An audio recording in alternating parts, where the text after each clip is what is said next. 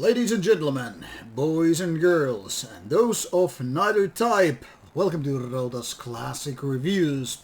This is actually the first Challenging the Classic meets the traditional classic review video, because when I started doing the Challenging the Classic reviews, this old format called just classic reviews kind of became obsolete.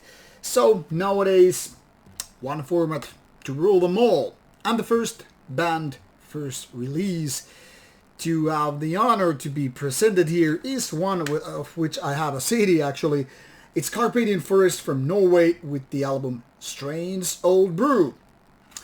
Now, there's no real particular reason why this particular album and particular band is presented here today with this classic reviews, because actually I was asking you to suggest some of the ideas for Challenging the Classic reviews, which started a couple of months before this one.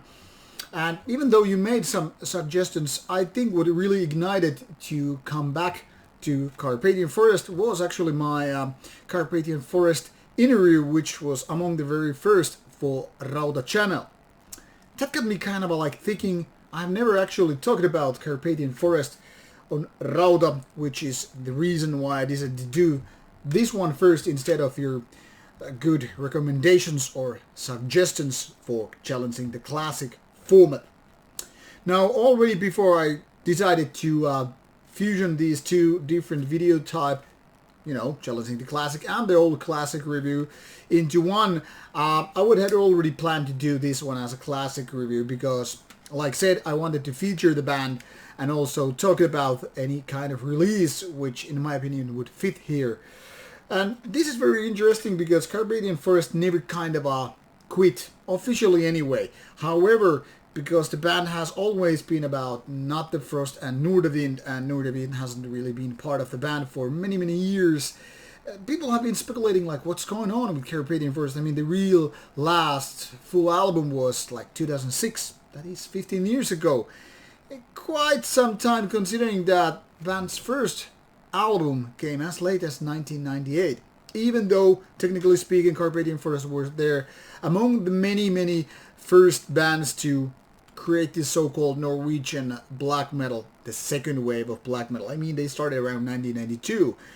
That is the year when things were really pacing up.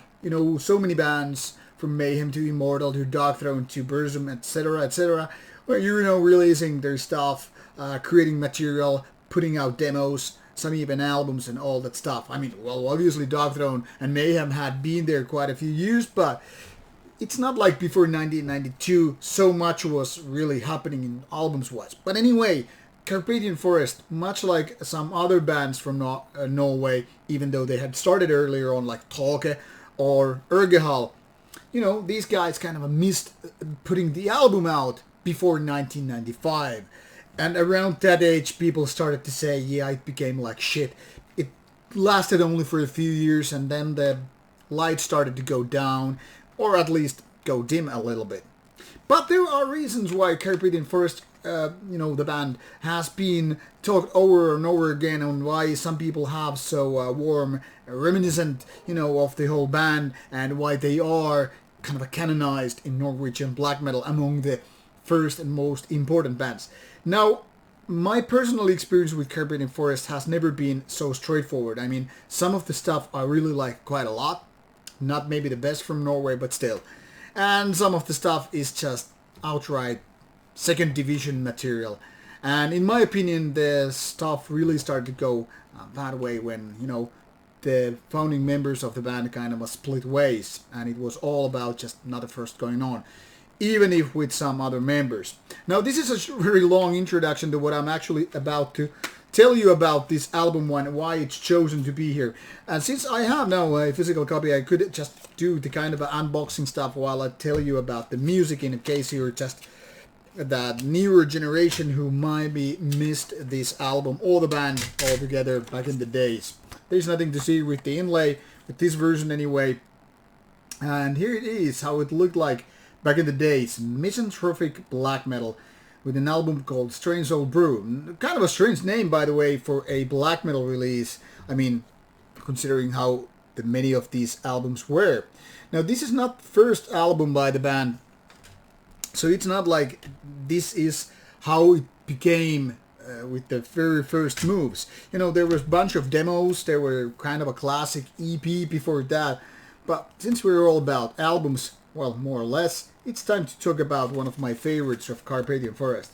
I'm still kind of undecided whether or not this would be my choice for Carpathian Forest albums of all time, because, well, Black Shining Leather is a good one too, but since after these two albums, I think they really started to go downways a little bit, and the goofier it got, the worse the music got. And by goofier, I really mean that when Not First decided to take a lot of fun out of it and kind of turn into a joke. Now, mind you, I have nothing against the person. Actually, he was very, very polite and nice person to meet when I was doing the interview at Steelfest, what it was, 2017 or so. Anyway, one of the first ones which I did.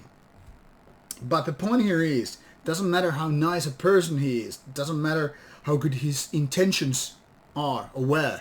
The thing here is, Carpathian Forest around 2005 or 3 or whatever, wasn't exactly the same than what the band was in 1998 or so forth. Anyway, let's take a look at the band's discography before we ramble any more than that. So as you can see, the band really started in 1992 with this moniker, even that before, by a different name. And they had these, interesting demo thing. I remember a lot of hyping about Bloodlust and Perversion back in the 90s. I never got to like it that much, but yeah, I can totally understand why people like it quite much. I would say it's decent, but not that great. And I remember that it was his Through Chasm Caves and Titan Woods EP that was, in my opinion, quite a lot better. And it kind of shows you here if you take a look at these review scores. I think that was something that really nailed that now Carpathian Forest is not a mere demo band, it's way more. And when Black Shining Leather in 1998 came out, it was clear that these guys know what they're doing, they have their own style. Now obviously it's a band that kind of divides people into, well, different categories. I mean, which band isn't, but with Carpathian Forest it was kind of more clear that this wasn't something that people would fanatically follow, much like, Burzum, Darkthrone, Mayhem and all that stuff, because they were clearly going to some different direction.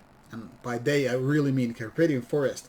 And I think Black Shining Leather was, in my opinion, kind of an evolution of what was going on previously. I mean, of course, when you have better production and you kind of hone your skills and become more unique in your style, more, how to say, different from so many others. I mean, of course, you're just gonna leave a bunch of people out of it. Some people are gonna say, oh, they changed too much, they went too much into different direction and all that blah blah blah.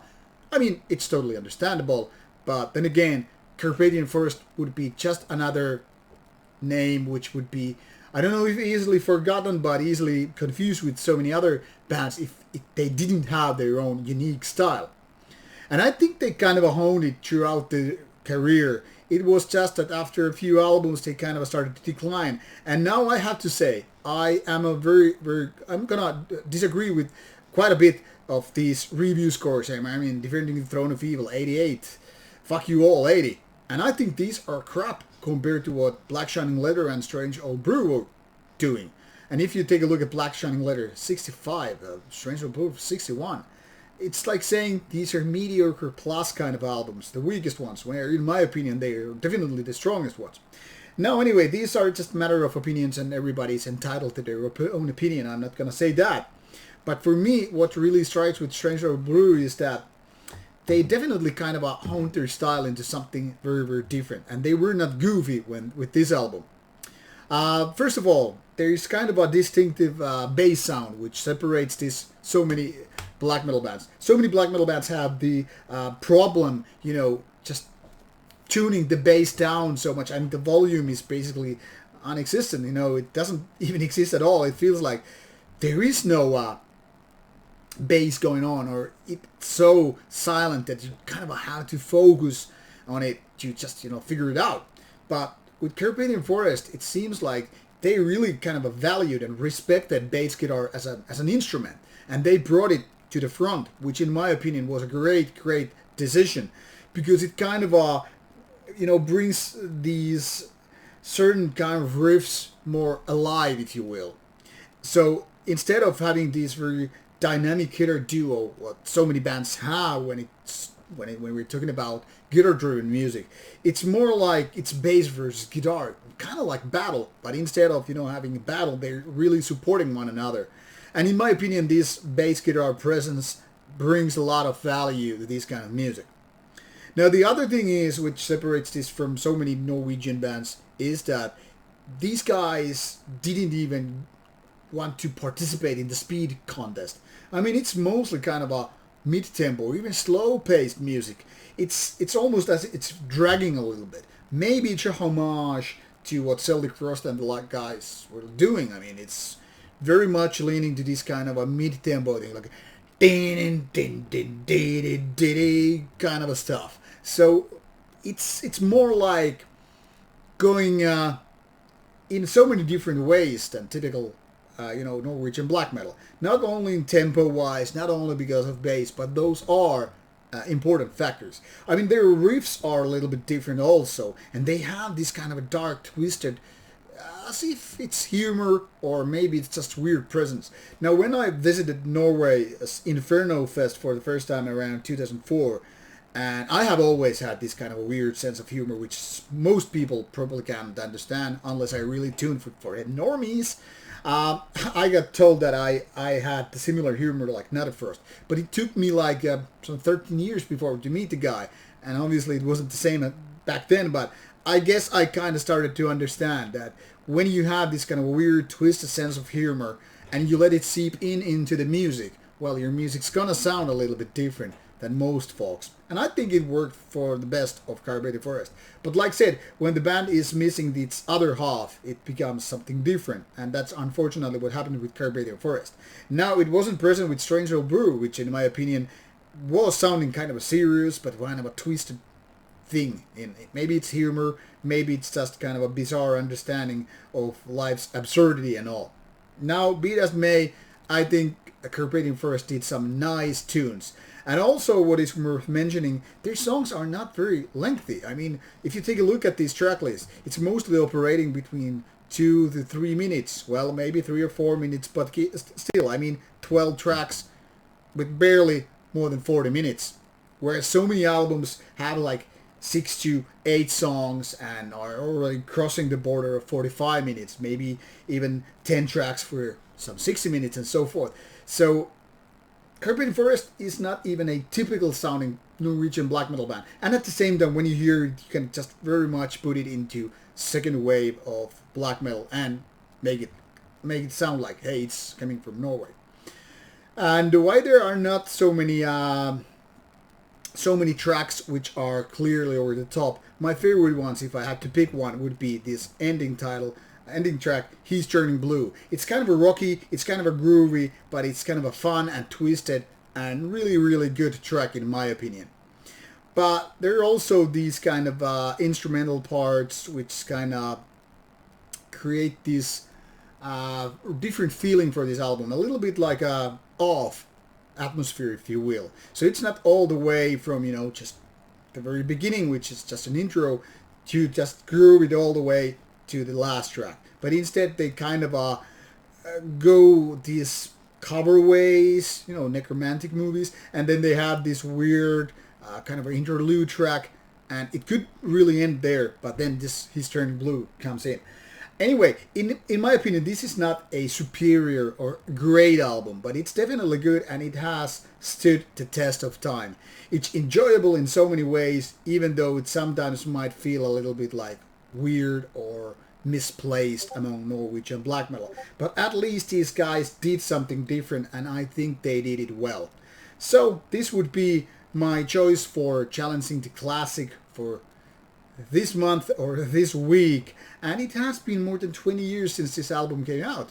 So it's also worth mentioning that this is not the recent one, yet it's not one of those 80s releases. It's actually 2000s, barely so, but still. And I think it's worth giving a shot once again. I listened to it like 4 or 5 times before making this video, just to refresh my memory and then some. Definitely an interesting release. Go give it a chance if you have missed it or if you haven't listened to it for many, many years. It's worth listening to. And if you enjoy it or have missed my interview for some other reason, go give it a look. It's an interesting talk about black metal, drugs, and ski jumping. I kid you not. Take care, my friends, and see you soon with more Challenging the Classics coming your way. Oh, and wait for it. Please suggest more classic albums I should be reviewing, and maybe I will pick your selection. The next one is already chosen, but after that, all bets are off. Now, take care. Bye-bye.